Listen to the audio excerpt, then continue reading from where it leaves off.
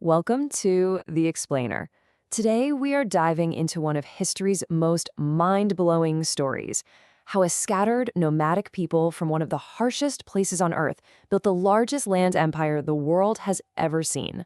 So everything starts right here, on the vast, windy, unforgiving steppes of Asia. You have to picture it. This wasn't a country. It was a chaotic patchwork of nomadic tribes, all constantly at war with each other, just trying to survive. And that really is the million-dollar question, isn't it? How do you go from that, from scattered clans to total world domination?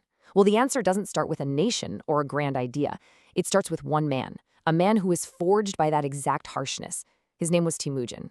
Yeah, before he became the legendary Genghis Khan, he was basically a nobody, an outcast. And his story, it's one of incredible loss, betrayal, and a resilience that is almost hard to comprehend.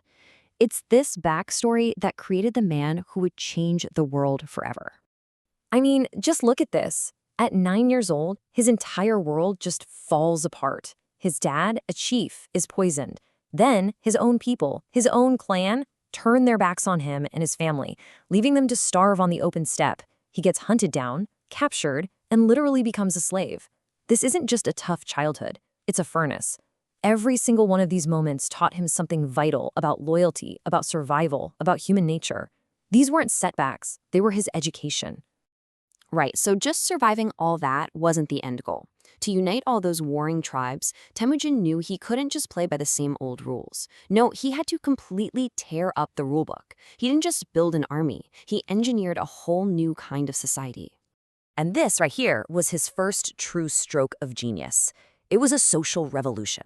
See, before Temujin, everything depended on who your father was. It was all about noble bloodlines and ancient tribal rivalries. He threw all of that out. He started promoting guys based on one thing and one thing only: how good they were, how loyal they were. Suddenly, it didn't matter if you were born a prince or a peasant. If you were skilled and trustworthy, you had a place at his side. This was a total game changer, and the best of the best from every tribe flocked to join him. Next came his military revolution. He organized every man into this incredibly simple yet ruthlessly effective decimal system. It's like a pyramid with a massive 10,000-man tumen at the top. But the real secret weapon, the foundation of it all, was the smallest unit, the Arban, a 10-man squad. These 10 men lived, fought, and died together. And here's the kicker. If just one of them ran away in a battle, all 10 were executed, period. Think about that. It created a bond of absolute do-or-die loyalty that made the Mongol army practically unbreakable. And his third revolution, that was all in the mind. The Mongols weren't just about brute force. They were masters of psychological warfare. They figured out how to turn an enemy's greatest strengths, like their sheer numbers or their overconfidence, into their downfall. And this tactic is the perfect example. It's pure genius because it plays on human ego. Okay, so step 1, the bait.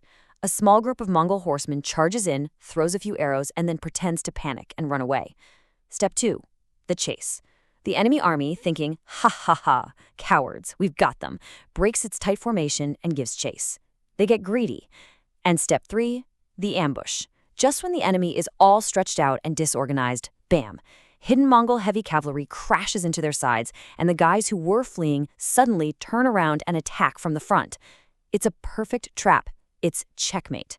And they use this to wipe out armies 10 times their size. So, with a unified people, a radical new society, and this terrifyingly effective army, Temujin is finally proclaimed Genghis Khan, the universal ruler. And then he turns his incredible creation loose on the rest of the world. Okay, let's just take a minute to look at these numbers, because they're absolutely wild. The Jin Dynasty's army is almost 10 times bigger than the Mongol force. On paper, this is a no-brainer. The Mongols should have been crushed. But the Jin army was like a slow, clumsy giant. The Mongols, they were like a scalpel, fast, precise, and deadly. So how did they pull it off? You guessed it. At the huge, decisive battle of Yahuling, they used their signature move, the feigned retreat. The main Jin army bought it hook, line, and sinker, charged right into the trap, and was completely annihilated. That one victory blew the gates to northern China wide open. After that, it was just a tidal wave. The speed is just breathtaking.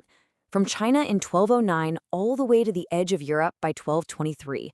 We're talking less than 2 decades. And they were smart too. They weren't just guys on horses anymore. They captured engineers in China to learn how to smash down city walls. They used terror as a weapon so cities would surrender without a fight. The momentum just felt completely unstoppable. But okay, so you've conquered half the known world. Now what?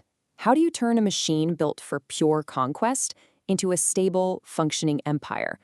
Well, after Genghis Khan died in 1227, that massive problem fell to his kids and his grandkids. Look, even a guy like Genghis Khan knew one person couldn't rule that much territory alone.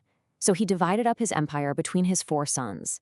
And after he was gone, these divisions became more permanent, evolving into 4 massive sub-empires or khanates. As you can see, each one of them controlled a huge chunk of the world, from Russia all the way to the Middle East and China. And for a while, something pretty incredible happened under his successors, like his son Ogedei. They created a period of such stability and safety across this enormous landmass that historians call it the Pax Mongolica, the Mongol peace. It basically meant that a trader could travel with a bag of gold from one end of the empire to the other, completely safe. That was unthinkable just a generation before. And this is where you really see that big shift from conqueror to governor. In China, Genghis's grandson, Kublai Khan, didn't just rule as a Mongol warlord. No, he became the emperor of China. He founded a whole new dynasty, the Yuan dynasty. He moved the capital to what is now Beijing.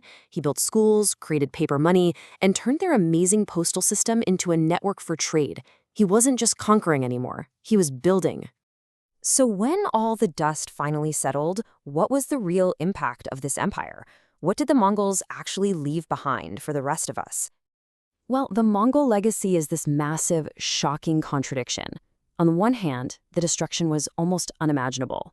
Cities were leveled, millions were killed, the sacking of Baghdad pretty much ended the Islamic Golden Age. But, on the other hand, by making the Silk Road safe, they connected East and West like never before in history.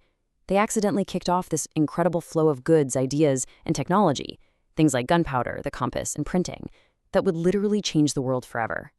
And that leaves us with this final big question. So, what were they? Brutal destroyers who set civilization back centuries, or the great unifiers who, completely by accident, laid the groundwork for our modern world? The truth is, they were probably both, at the exact same time. And that is a story worth explaining.